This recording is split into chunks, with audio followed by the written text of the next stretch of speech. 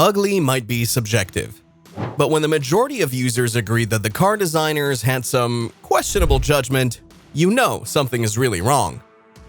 We bring you the ugliest muscle cars of the 60s and 70s. You know, the ones that made you squint, tilt your head, and go, wait, seriously? So let's take a trip down the curiously bumpy road of design mishaps. If you can guess any 5 names before I get to them, congratulations, my friend, you're in the top 1% of car geeks. Stick till the end to find out. Starting with the Pontiac Grand Prix SJ, the car that made people go, "Are you serious right now?" at first sight. And I don't mean that in a good way. I mean, really, look at the front end. It's as if the designers were trying to make a statement but weren't quite sure what that statement was. They stretched the hood like a taffy puller at a carnival, slapped on a grill that looked like a sinister grin, and said, "Yep, that'll do."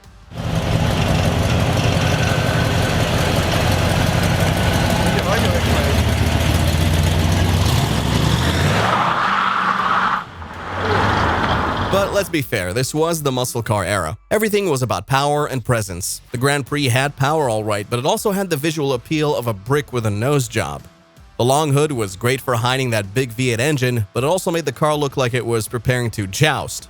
Some folks loved it, and that's fine, but you can't deny it was a little over the top. Next on the list, we have the AMC Matador X Coupe. If you've ever wanted a car that looked like it was designed by someone who just finished watching some cheap Star Wars ripoff, this is it. It was like AMC thought, let's make a muscle car, but we must make sure it has no sign of muscle or a car in it. The result? A car that made people wonder if it was from Earth or some hipster alien's garage who probably hates his life. The Matador X had this weirdly bulbous front end, and the back, let's just say it looked like someone had forgotten to finish it. Imagine a car with a front that's all puffed up, and then you get to the rear and it's just kind of there, like an afterthought. This car looked like an unplanned, prematurely born child.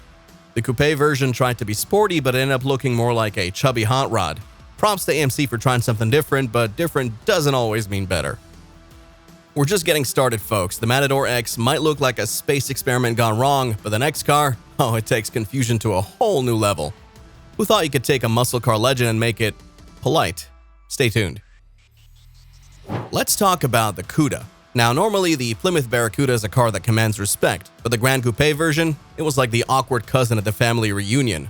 While the base could have looked mean and ready to pounce, the Grand Coupe had a vinyl roof and chrome trim that screamed, "I'm here for the party, but I don't want to make anyone uncomfortable." Plymouth took a car that should have been a beast and dressed it up like it was going to prom. The result was confusing, like a bodybuilder wearing a tuxedo 3 sizes too small. And then there were those trim pieces. They tried to add a touch of luxury, but it just ended up looking like the designers couldn't make up their minds. A muscle car should be raw and aggressive, not politely asking if it can borrow a cup of sugar. Next up, the 1971 Mercury Cougar. Imagine you took a wild jungle cat, but then decided to dress it up in a fluffy bathrobe. That's what Mercury did with the Cougar. It had all the potential to be sleek, powerful, and intimidating, but instead, it came out looking like it was halfway through a midlife crisis.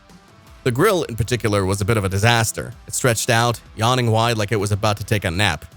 And what about that rear end? It sloped down as if the car was trying to sneak out of a conversation without anyone noticing. The Cougar was supposed to be Mercury's answer to the Mustang, but this version was more of a lukewarm response. Sure, it had a V8 under the hood, but on the outside, it was about as exciting as beige wallpaper.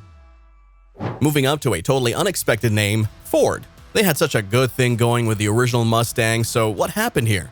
The 73 Mustang 2 was like the hero actually going undercover. Only the disguise was stupid enough to make it laugh.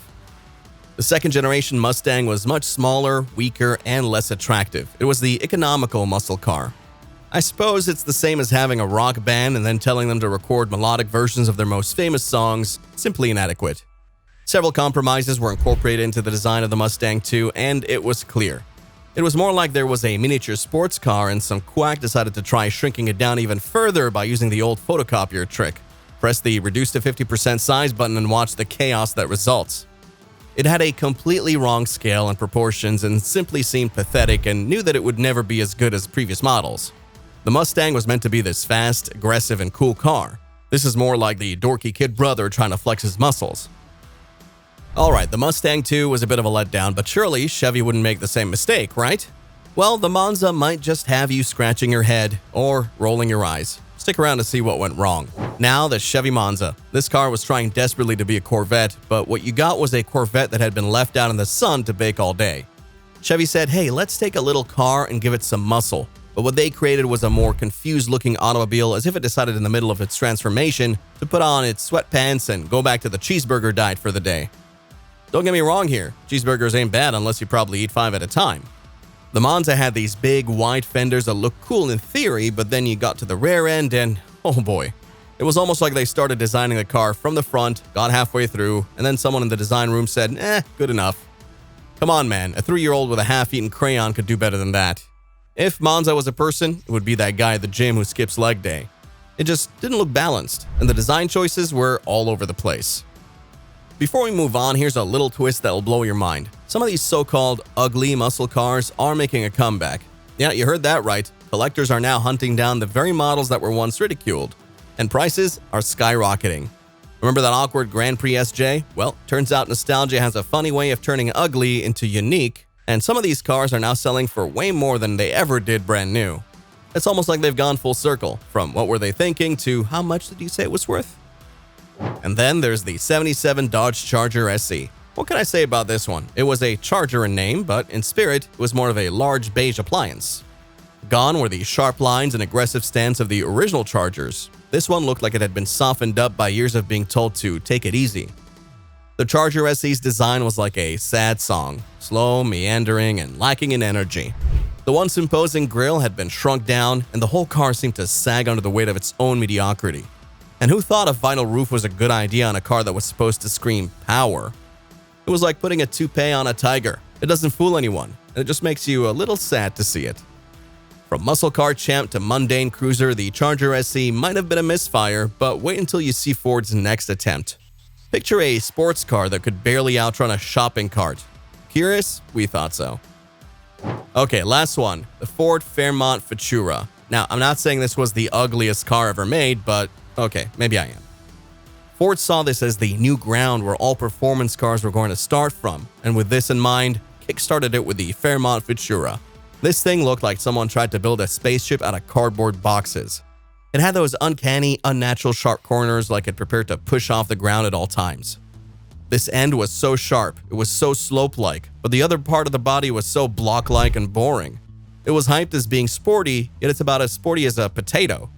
It was a car that attempted to provide solutions for every area of life, but was coincidentally irrelevant to life. Well, that's the list of some of the ugliest muscle cars that were ever produced and roamed the roads in the 60s and 70s, probably scaring people. Some of these cars intended to be flashy, experimental, and revolutionary, but were merely clumsy, erroneous, and in some models just plain ugly. They were the sins of commission for the muscle car scene, and yet there's just something that is likable about them all the same. They help me recall that even such giants of the car industry can produce a car that isn't so dazzling sometimes, or in fact for a whole decade.